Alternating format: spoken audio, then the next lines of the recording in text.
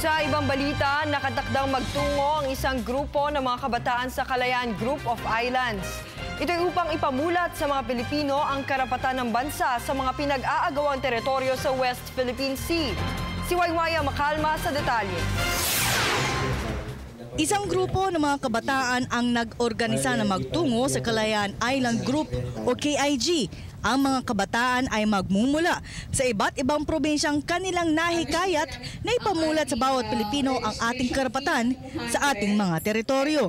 10,000 kabataan ang magtungo papunta sa Palawan ngayong buwan. At sa November 30, magsisimula silang maglalayag patungo sa West Philippine Sea kasama ang ilan pang mga mangingisda.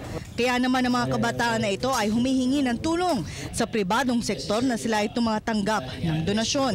Nang sa gayon ay makapaglayag sila ng walang problema, gayon din ang pagkain na kanilang kakainin sa loob ng isang buwan. Balak din nilang makalikom ng pondo sa pamamagitan ng piso para sa kalayaan at takbo para sa kalayaan sa darating na linggo sa Luneta. Para sa dating sundalo si Captain Nicanor Faeldon na tumatayong tagapangasiwa ng grupo na handa silang tumanggap mula sa private companies. Ngunit hindi nila hihikayatin ang mga donasyon ng mga epal na politiko. Anya, ang misyon ay ipahiwatig sa buong mundo na sa atin ang mga teritoryong ito na kabilang sa mga pinag-aagawang teritoryo sa West Philippine Sea. Dagdag pa ni Faeldon na hindi sila pinigilan ng gobyerno para gawin ito. To do this without first even a single centavo coming from the government. We do not want the government money to be infused into this activity. Why?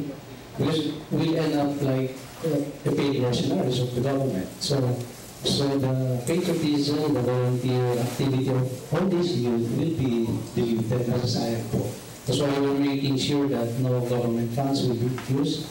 We're protecting it from any partisan politics. That's why we do not neither accept any contribution from any politician. Katunayan, bubuo ang AFP Western Command ng isang task force para sa grupo para bigyang proteksyon ang mga kabataan. We're not doing this to make China see it. As far as China is concerned, we all know about their position.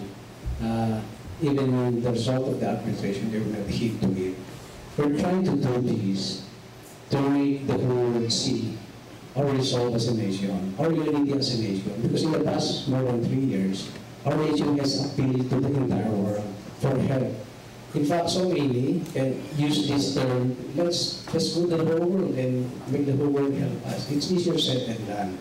But what does it take for a nation to cut its ties with China economically and diplomatically to go to our side? Hindi siya ganun kadali. We have to make something that make any country admire us as people, admire us as a nation. Aminado ang mga kabataang ito na malaki ang sakripisyong kanilang gagawin. Ang ilan pa ay huminto sa pag-aaral para sa kakaibang paglalakbay. Ngunit dahil sila ang tinatawag na pag-asa ng bayan, ay tama lang na dapat gawin na nila ito ngayon kesa ipagpaliban pa nila. Handa na yung kabataang Pilipino. Kung lang na lamang po kami ng mga taong susuporta sa likod po namin para maipatuloy pa po natin ang paglalakbay. Nasa pangalawang yugto na po tayo, ang Freedom Voyage, pag-iikot sa kalayaan. Magkakaroon po tayo ng peaceful protest. Ipapakita po natin hindi lamang po sa bansang China, kundi sa buong mundo na ang Pilipinas, ang Pilipino ay nagkakaisa at maninindigan sa kanyang teritoryo, sa kanyang karapatan. Para sa Telebisyon ng Bayan, ako si Waywaya Makalma.